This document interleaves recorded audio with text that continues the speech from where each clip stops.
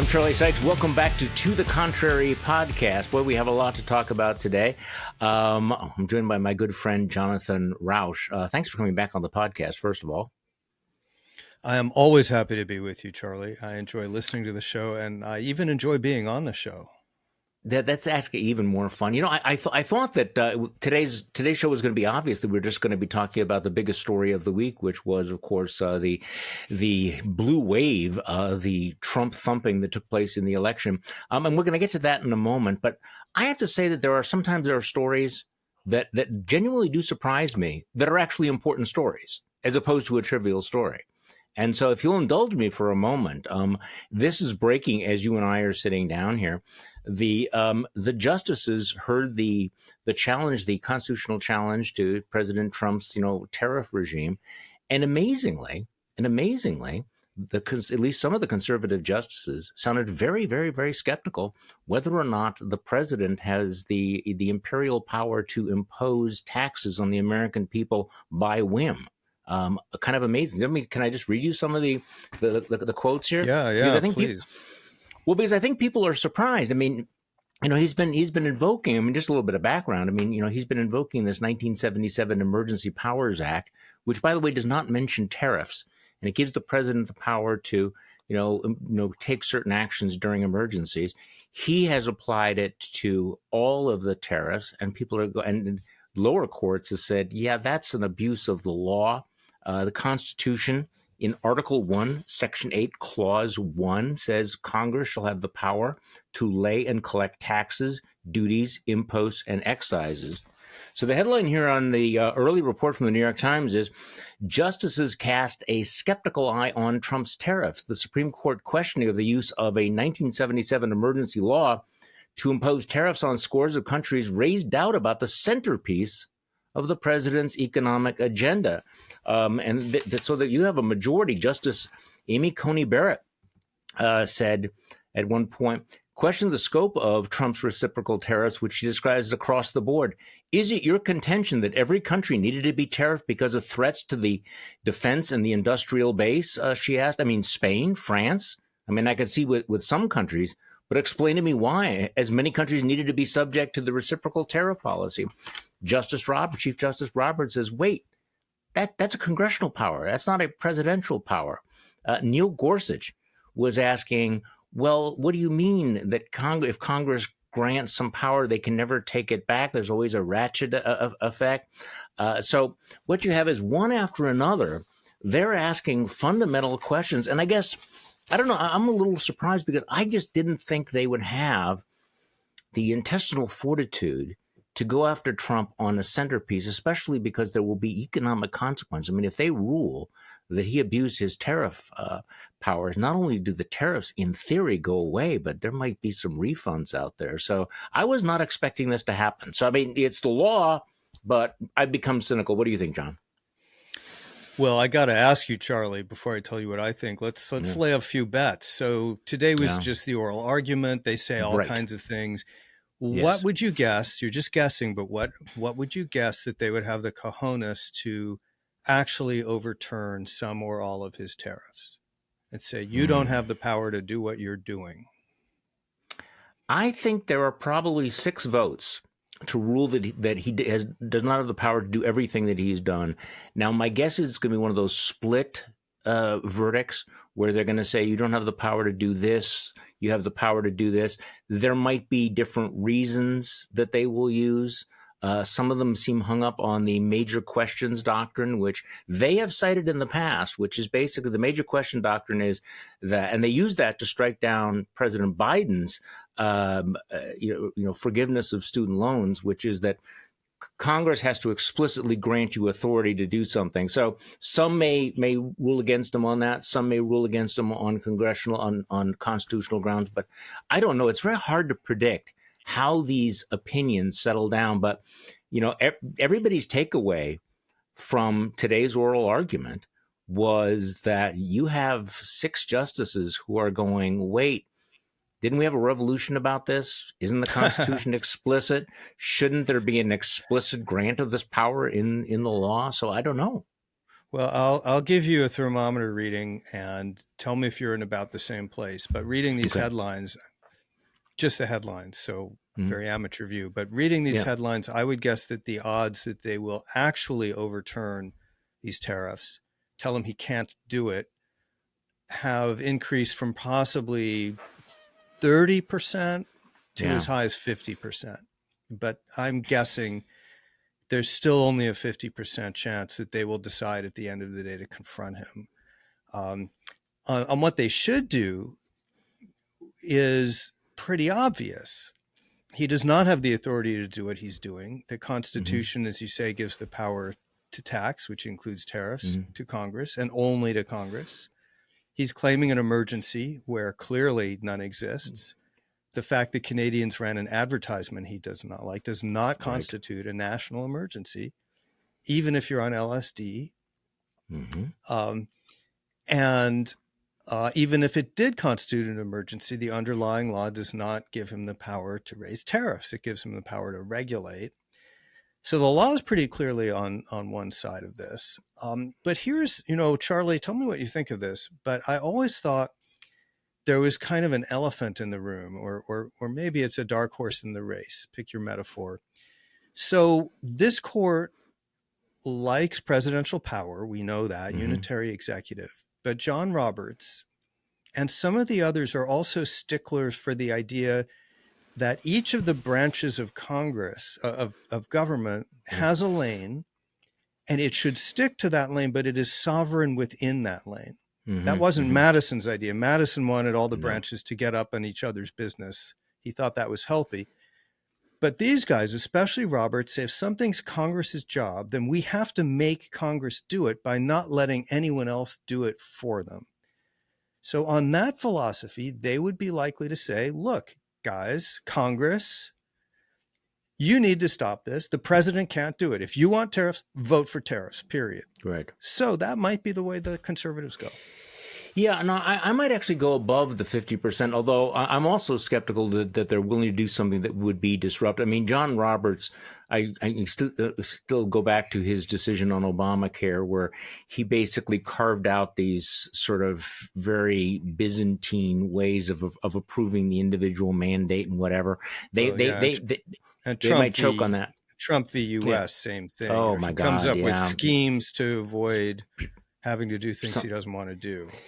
The flips along the lines that you're describing, if in fact they say, yes, if they uphold what he's done, it is a vast expansion of presidential power. I mean, it is the imprimatur on the imperial presidency, that he can wake up one morning and see a commercial and slap a tariff on Canada, or he can become angry at Brazil for prosecuting their corrupt former president and decide that he's going to retaliate against him. So the legal observers are saying basically whatever way they go, this is a huge case.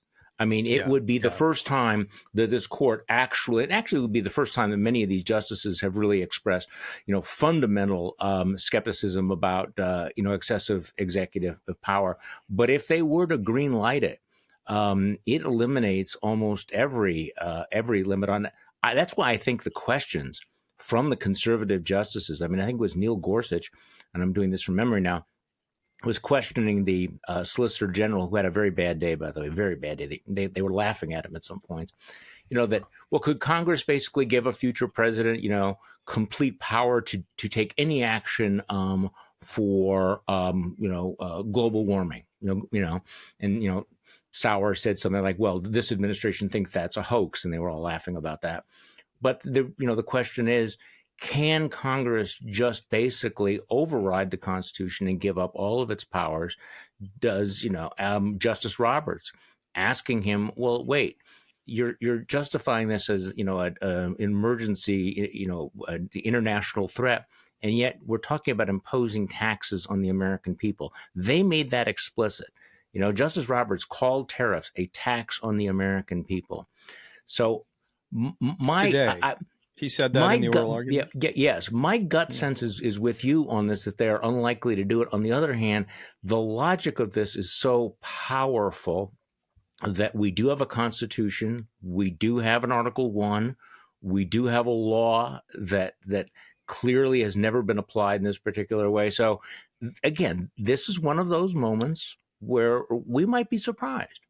Well, that's right. And unlike some people, I don't view this court's conservatives as just partisan hacks in Trump's pocket. I think they are people with ideologies, agree with them or disagree. And this is about, as you say, Charlie, as frontal a test of their ideology, of defined and enumerated powers as you could possibly have. Now, I could imagine them doing something like hold this decision and issue it at the same time as when they overturn Humphrey's executor, which would give the president vast new powers to fire people running independent regulatory agencies. And so do those both on the same day and say, look, Mr. President, we got a package for you. You don't like all of it, but you're going to like some of it. So maybe they do it that way. And they have another out, kind of, which is, I'm not an expert on trade law, far from it. But if the president loses these emergency powers to wake up one morning, declare an emergency, and slap tariffs on Canada, there's still other ways for him to do tariffs. Right. There's a plan B. Yeah. There's a plan B and even a plan C. It requires a 3-month or several, a process to do a finding, to find a country's in violation of this or that. But he can still do it that way. And that may be something that they look to if they decide to strike down this particular avenue.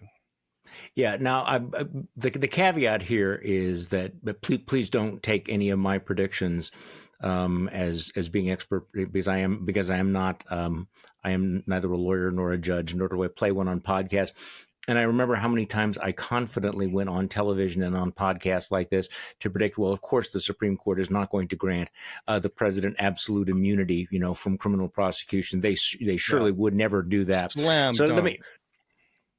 So, Neil Katyal, by the way, argued the case in front of the court, and apparently he was absolutely magnificent, and what he basically said was that the power that the president has claimed is an open-ended power to junk the tariff laws. One significant question the justices grappled with is whether Trump's tariffs violate and I mentioned this before, the court's major questions legal doctrine, which holds that the executive branch must have explicit legal authority from Congress to carry out policies that have major economic or political consequences.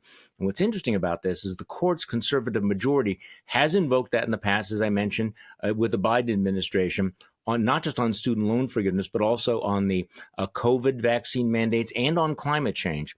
Chief Justice Roberts expressed skepticism that Trump's use of the emergency law could pass that test, the major questions test, since the president has interpreted the law to provide him virtually unlimited tariff powers. Quote, "It does seem like that's a major authority," Roberts said. So I don't know. We will see. If they strike down Biden's student loan forgiveness while allowing Trump's far more ambitious and egregious tariffs to stand, yes, that will go down in the law books as a switch in time that saved 9. Yep. Now there is here, the administration has this argument. I don't know if it came up today, but they do claim that tariffs are a foreign policy issue, unlike student loans and these other things. And that in the realm of foreign policy, the president really is sovereign, and Congress's, and especially the court's, power to review his decisions are greatly curtailed. So that's probably in the mix somewhere. Right, but that's when Roberts said, "Well, wait, you're invoking the foreign policy power, but you're talking about a tax on Americans. That's not a foreign policy thing." So we'll see. We can be surprised. Okay, so speaking of big surprises, and I suppose to a certain extent it was not a surprise that the Democrats had a good night. The surprise was the extent of it. They ran the table, and not just won all of those races, but the margins. So, what struck you from those results? What was the most striking result from Tuesday's vote for you?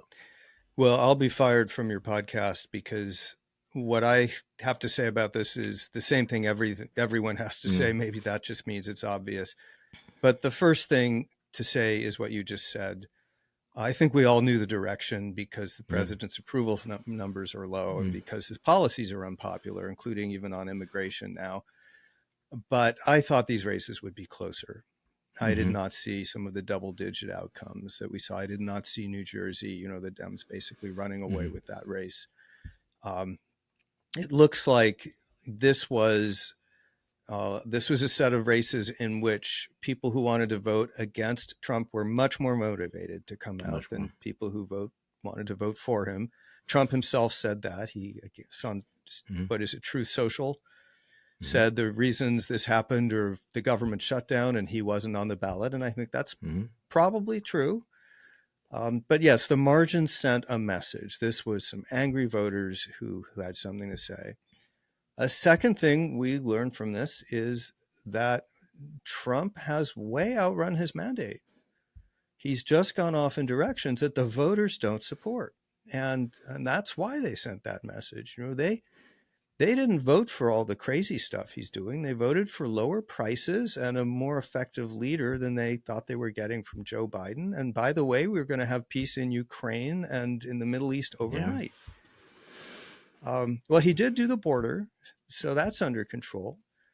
But he's running way out in front of or to the side of or, out in some galactic space compared to what the voters wanted. And that's what they're telling him. So the question now is, does he pull back a bit? Does he rethink stuff like the government shutdown? Maybe the smart thing to do now is maybe make a little bit of a deal with the Dems on the subsidies under Obamacare and get the shutdown done. Maybe. Yeah, that is a smart play, and I'm guessing that there's a real good chance that he's going to do that because, of course, the government has to reopen at some point. But I think the problems, as you point out, they run much, much, much deeper, and I think he's got fewer exit ramps. So, for example, I want to get to some of the results in a moment, but one of the things that really struck me was looking at the numbers of how he has absolutely cratered among younger voters. And it's very obvious that one of the major factors, the economy is a factor, but one of the major factor are as I think one pundit described it, as the ICE videos, these viral videos of the masked ICE agents, ramming into people's cars, throwing moms to the ground, smashing windows, using tear gas, shooting pepper balls at priests. And so you're seeing just this massive repulsion. And this is one of those moments you realize, so people actually are watching what we're watching. I remember saying early on, let's just see what the videos accomplish when people begin to see. It's one thing to say, we ought to enforce the immigration laws, we ought to secure the border, fine. But then you get into what does that involve? And these brute squads and the behavior of the ICE squads is out there and it's on everybody's social media. And, younger voters are seeing this and they're going, wow, this is not what we signed up for at all. And that, to me, seems to have been a theme across the country. So he has lost dramatically among younger voters. He's losing among Hispanic voters, which I think is going to have, significant impact. But, the margins were rather extraordinary. And the more you learn about them, the more extraordinary they are. In Virginia, the Democrats picked up 13 seats in the House of Delegates. 13 seats. So, it was up ballot and down ballot. Well, as my colleague here at Brookings, I wish I'd thought of this line, but I didn't, said one of the things we learned last night is that the Republicans did not buy minority voters. They just rented them. Yeah. Mm-hmm. And those voters, those were conditional votes. They wanted to see something done about the cost of living. Trump, of course, is going in the other direction. If the laws of political gravity still apply, then the administration has to care about that. But here's a question for you, Charlie. You're the person for this question. You have witnessed how far this administration will go to violate the rule of law and norms of all kinds. They, I think, are paving the way to deploy ICE and National Guard and possibly active duty military around polling places to, quote unquote, protect them in 2026, an election they care considerably more about. One way that Trump and his MAGA base and followers in Congress could react to these results is a course correction. Let's get closer to where the public wants us to be. Right. The other way they could react is to say, let's figure out how to outrun accountability for this. We're going to do it through gerrymandering.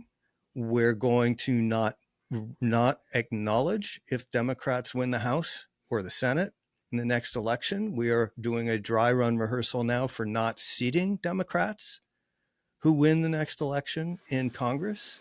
We're going to use voter intimidation. We're going to threaten criminal penalties against elected officials. So we're going to try to rig this thing enough so that we skate through the next election. Then we have 2 more years to further consolidate this kind of authoritarian rule so that 2028 isn't free and isn't fair. So that's the other way they can play it, right? Which do you expect? Well, I have to say that, a few months ago, I would have thought that, okay, everybody needs to calm down about what they're going to do with the election. There's going to be an election. Trump's not going to run for a third term. They're not going to, deploy the brute squad at the polling booth. But I'm not going to use the word that I've been radicalized. I think I've been become more realistic about this, because you can tell this is deep within their id that it is the latter option that they're more likely to do, and they're already beginning to take steps with these various executive orders. Look, we know who Donald Trump is. We know what he's prepared to do. This is a man. It's like, we have to constantly remind ourselves, this was the guy that actually, fomented an attack on the Capitol to overturn a presidential election. I mean, he's already done this. And then he pardoned the people who attacked the Capitol and beat the cops. So when we ask, is he capable of doing X, Y, or Z? Go, wait, who are we talking about here? Because we know what he is capable of doing. How many times has he talked about, how corrupt the elections are, how other elections are rigged? And what is his response going to be? I think that it is overwhelmingly possible, if not probable, that he's going to do exactly what you just described. Now, the question is, what is the pushback? Does that motivate more resistance? Is there going to be a backlash? One of the big questions, I think, of Trump 2.0 is, does the bullying work? Does the intimidation cause people to capitulate, to surrender in advance? And for the first few months, it felt like they did. Now I wonder whether or not that's going to be as effective. But yeah, at this point, I think it would be naive, and it would be a failure of imagination not to consider every single one of those points. Governor Newsom is talking about that. Governor Pritzker is talking about that, and I think that's legitimate that they're talking about it. Well, I think that's right. If something is reassuring on that front, it's that last night's results may have sent a message to some people in Trumpistan that the public is swinging against them to such a large degree that they probably would not succeed at rigging the 2026 race, putting a thumb on the scales. So right. Maybe better not to try it if it's not going to work. My guess is that the stuff they can do between now and 2026, the gerrymandering and the voter intimidation and whatnot, that might be good for 5 or 10 House seats, I kind of a random number. But it's starting to look like 2026 might be more than enough so the Democrats can outride that. And that might give them second thoughts about even trying. But I don't know. As you say with these people, I mean, you've got a guy in the White House who overturned every law, every norm, lied about the election. I don't think there's any real chance that he would say in 2026, we lost, Democrats won. Well, I mean, and look, he's sitting in the room with people like, Stephen Miller and Steve Bannon, who are telling him to go full Leninist on all of this stuff and, to use all of his power to declare martial law. I mean, these are guys. And so, and then the question is, in that room, who's the grown-up saying, Mr. President, we can't do that because the Constitution doesn't allow it? Mike Pence is not in the House anymore. There are no Dick Cheneys and Liz Cheneys, around who are going to be giving any advice whatsoever.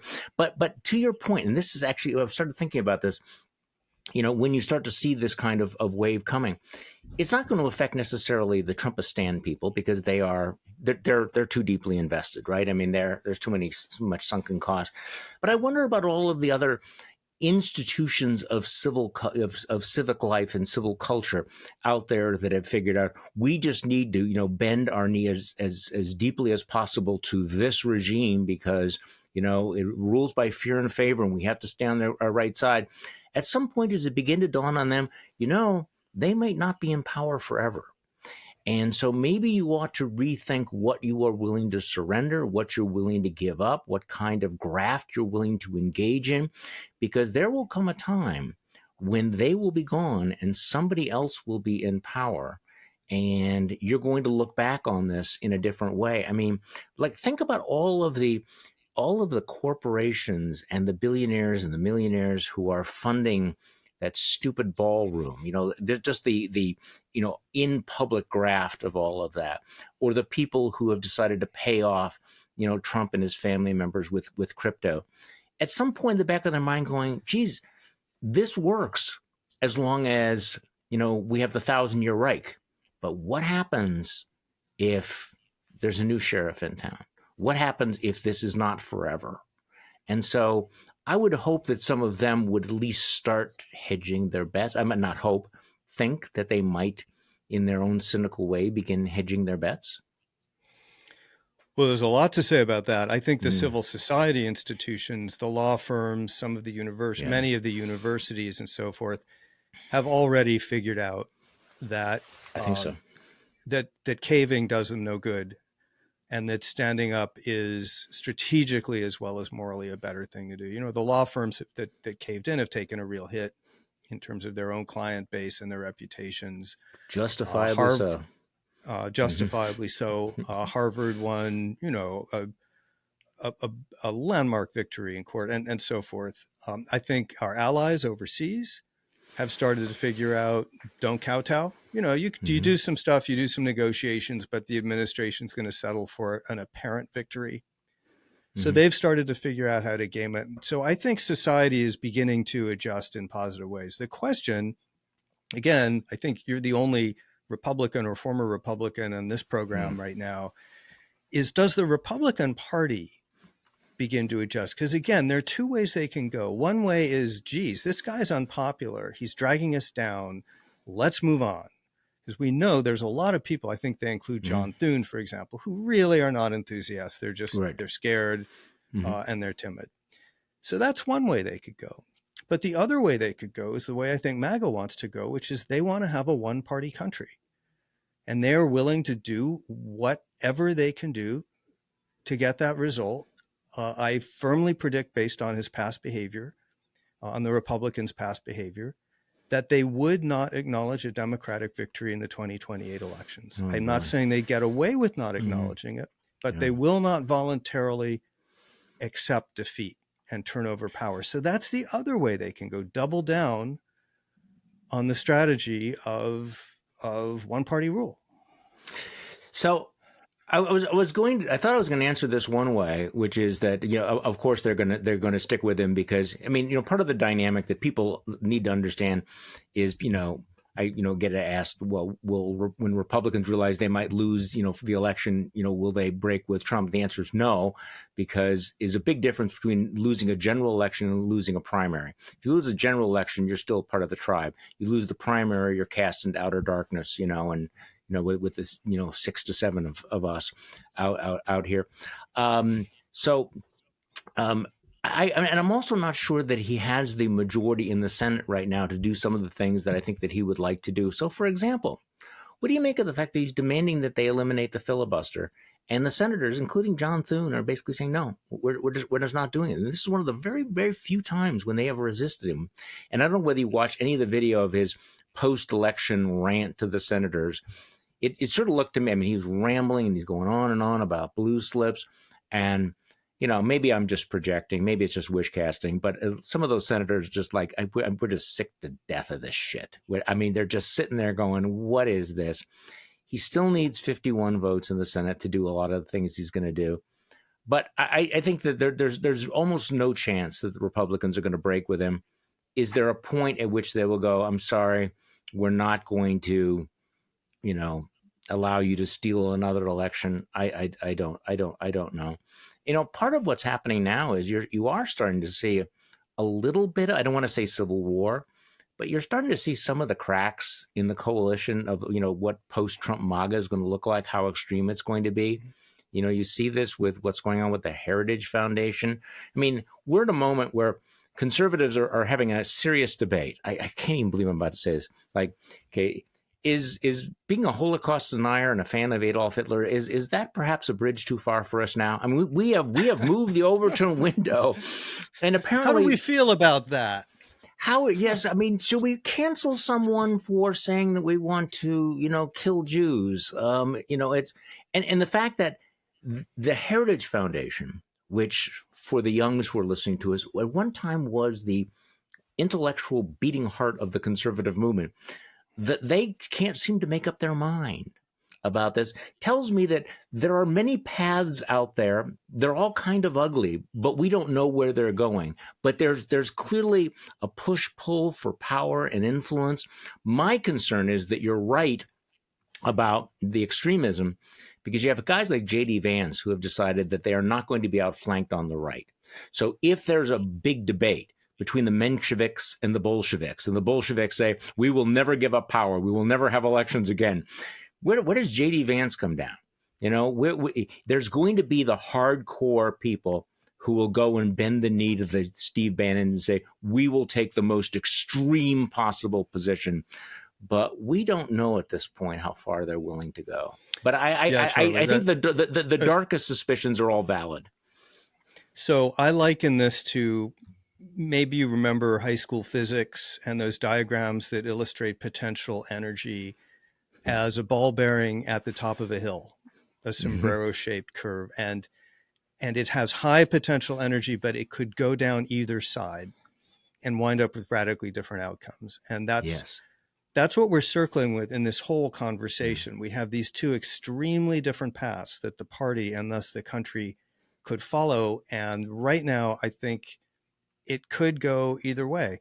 This is a little bit painful to say, but in some ways, Trump is a restraining influence on the MAGA movement. He meets with Nick Fuentes, but he's not a real anti-Semite. He's not really, doesn't care about post-liberalism, and he's not really on board with the new apostolic Reformation movement and his views on technology and other things. He's not where Peter Thiel and J.D. Vance are, and all these factions. They think they're using him. These really dark ideologies that have assembled under him. But he's really just about himself, right? Yes. And about having that beautiful ballroom and lots of gold leaf everywhere. So in some ways, these other forces in the party who've assembled there, and some really, really noxious, terrible people are included in that, have big designs for when he's gone. Does that mean they fight each other and it turns into a bag of rats? Or does it mean that they bust apart and something like normalcy emerges from the Republican Party? And again, I don't know. If it's the bad guys win, though, we could see a significant ideological shift to a darker place than they are right now. No, you're right. This is an important distinction. And look, Donald Trump is a man without any ideology, without any principles whatsoever. I don't know whether he's personally anti-Semitic, but he did open the door to them. I mean, what happened is, he blew down all the guardrails, dismissed all the gatekeepers and opened the sluices of pure bigotry, and they're there. Doesn't mean that that he necessarily shares those views, but he enabled them. I do think it's ironic that they're having this big debate about, should we platform and treat Nick Fuentes, who is a neo-Nazi? I'm not even sure about the neo part, that we should, that Nick Fuentes, had a friendly conversation with Tucker Carlson. If Tucker Carlson is going to be canceled for that, what about Donald J. Trump, who actually had him for dinner and said, I really like this guy, he really gets me? But to your point, so he's opened the door to all of these noxious forces who are much more ideological, much more committed to a specific agenda. They are all using him, but what happens when he is removed? Do they move in? Does J.D. Vance then, bring this, post-liberal ideology into the White House? I don't know that they have the ability to do that, but that's the fight. that's Yeah, forming and they here. say So, they're telling anyone who will listen, the techno-monarchists and aristopopulists and post-liberals and New Apostolic Reformation and Seven Hills Mandate people and all these other things that are circling out there. What they're saying is that they have built a well-funded, durable infrastructure and that they fully intend to outlast Trump. I think, and they have, and they probably will. On the other hand, I think the vast majority of Americans, when they finally pay attention to these guys, are going to think, what the hell? What a bunch of freaks. Because most people have not even heard of these ideas. And I'm just not sure that that's going to have the a populist appeal. So, okay, I was about to take a digression into, we're talking about the sort of pseudo Catholicism of J.D. Vance and people, some of the folks on the right. I need to write more about this new Pope. I mean, have you been following this at all? I mean, the Pope Leo has become more and more outspoken about this, and I have to say that I maybe it's this is, again, just wishful thinking, but you think back on the role that Pope John Paul II played in the fall of communism. And this American Pope is becoming more and more forceful. And I think it's going to be a real challenge for the J.D. Vances of the world to sort of wrap themselves in the cloak of, Catholic tradition when the Pope is basically saying you're full of shit.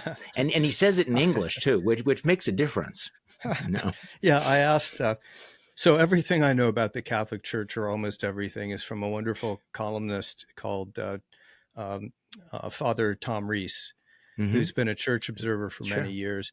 And you may know him. You should have him on the show. And when I asked, how does the Pope feel about being lectured by J.D. Vance exactly. about the principle of, was it subsidiarity or locality? I don't know. There was the thing about whether you get to love people in your country more than people in other countries. Yeah. Father Tom, he just started laughing out loud. And he just said, I'm sorry, that is so not on with the Pope being told by some politician what Catholic doctrine is. So, so there's kind some of a real loser's game. Yeah, there's some real institutional resistance there at the Vatican, and there's going to be. But Tom also says, again, this is all borrowed authority. He says there's a real split among the bishops and the cardinals because the younger guys are largely are pretty conservative. And veer in that direction. And so there's a generational split between those who want to propagate Pope Francis's legacy and those who actually kind of want to roll it back. Yeah.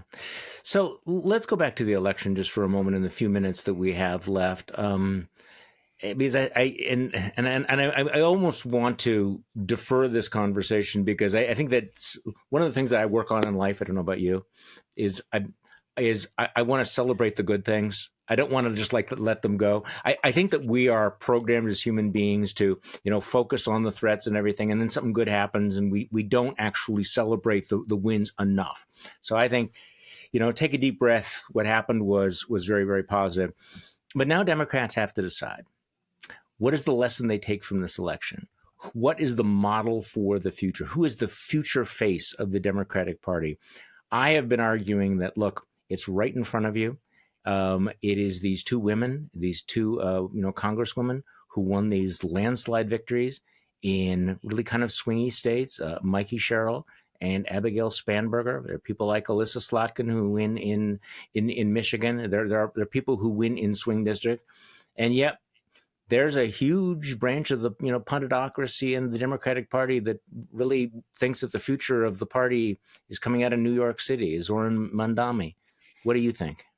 I think you're all wrong, as John McLaughlin used to say. You're all wrong. I love that show. I grew up with that show.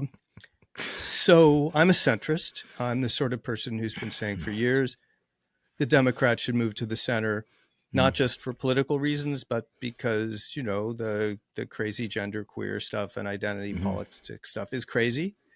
But I'm not afraid of Zoran Mandami.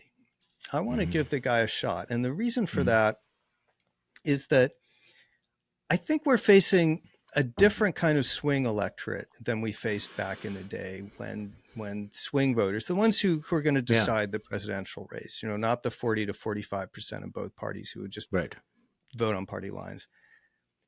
We used to think they were reached by policy. Yeah.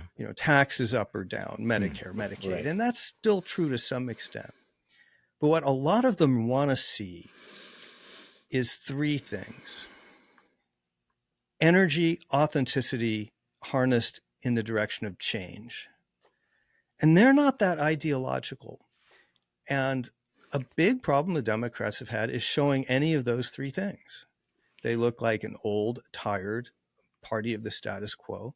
So I look at Zoran Mondani and think, okay, I don't like the socialist policies. I don't want government-run grocery stores, but maybe that's beside the point. Maybe what voters are telling us here is Democrats find more people who can show authenticity, energy, and change. This guy's got that. So I think that Mondani's victory has something potentially very positive to teach Democrats, not necessarily about their policies, but about the kinds of candidates that they run. In terms of specific races below the presidential level, as you know, that's all about matching the candidate to the state or the district, finding the right mix. And so it's hard to make a national conclusion about that. But in terms of the presidential election, Democrats can't set a direction until a race begins in 2027. They just can't. Chuck Schumer is not in a position to exert that kind of leadership. So what we're seeing over the next year or so is digesting yesterday's results, looking at Spanberger, looking at Mondani, and thinking, okay, how do we generate a consensus out of that? If they can pull that off, it would be something. But I think that one of the things that is emerging is that the Democrats now have a stronger base than I think that perhaps they thought.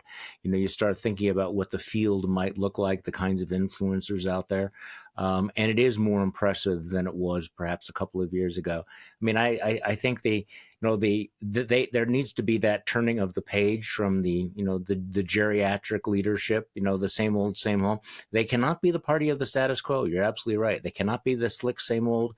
And, you think about how long the Democrats have been recycling. I mean, that they actually thought, of course, this, hindsight is so perfect, but the notion that you could, run with Hillary Clinton back in 2016 and then Joe Biden twice, when the country definitely wants something new. My guess is they're going to be sick to death of Trumpism, but they don't want some recycled candidate in 2028. Well, that's right. And I was never in the camp after what was assuredly a rout of the Democrats in 2024. Despite that, I was never in the camp that said the Democrats are losing any shot at power, that they're in terrible, terrible shape. That election was mostly a negative verdict on the incumbent presidency. The voters thought that Joe Biden was a failed president. And they correctly perceived that Kamala Harris was his vice president and had been in office for 4 years. That was a race primarily about incumbency. But the fundamentals of this country are still that it's basically a 50-50 country with two very closely matched parties in terms of the size of their coalition. So it was way too early to write the Democrats off at the beginning after the 2024 election. And it is way too early to write them on, so to speak, right now. Right. Well, and, to your quote from your colleague about the, one of the big shocks of 2024 was the erosion of minority voter support.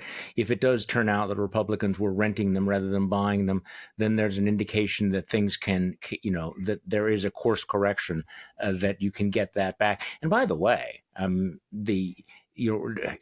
it will be interesting to see how this plays out in places like Texas, where they're gerrymandering the state in order, to get more Republican seats. But I think they've been counting on the fact that, in southern Texas, that the Hispanics are voting more Republican. What if they don't? What if, in fact, it reverts to a form? Then we could see a massive, a massive miscalculation. You know, it does occur to me, John, that there are a lot of smart people who don't know as much about politics as they claim to. We are excluded from that. But I watch all these great minds out there with all of their elaborate plans, and maybe they're just getting it wrong. Yeah, they bite themselves in the ass. Yeah, people sometimes forget gerrymandering is a two-edged sword. And what it's designed to do is win you marginal seats in a close election, but it dilutes your electorate in districts where you think you have enough Republicans or Democrats to carry the day. But in a wave election, a gerrymander can turn a small wave into a big wave because suddenly those seats are all less safe and they can blow over. And you know, we don't know what we're looking at next year, but that's something I'd be a bit nervous about if I were the Republicans. We can get very, very wonky about all this, but actually there was a time when I spent time studying this. And one of the weird things that I don't hear almost no one talk about is the fact that Republicans have liked the idea that the maps create minority districts. They actually have always liked that because what it means is that you concentrate Democrats into one like super district, which means they are not diffused into other districts. You break apart some of those hardcore districts, and suddenly districts that are 55, 56% Republican become 51% Republican. So a lot of these people are being way too clever in what they're doing. Okay, so let's not end on a wonky note here. Jonathan Rauch, it is always a pleasure to talk with you, particularly on a day when so much interesting stuff is going on, and hopefully we could be surprised by the Supreme Court. Although, you know, I feel like, you know, it is the hope that kills you, right? I mean, it is the... As John McCain used to say, it's always darkest just before it turns totally black. And on that note, thank you for joining me. I appreciate it very much. Thank you. And thank you all for listening to this episode of To the Contrary podcast. I'm Charlie Sykes. We continue to do this, and this week was a great reminder. We are not the crazy ones. Thanks.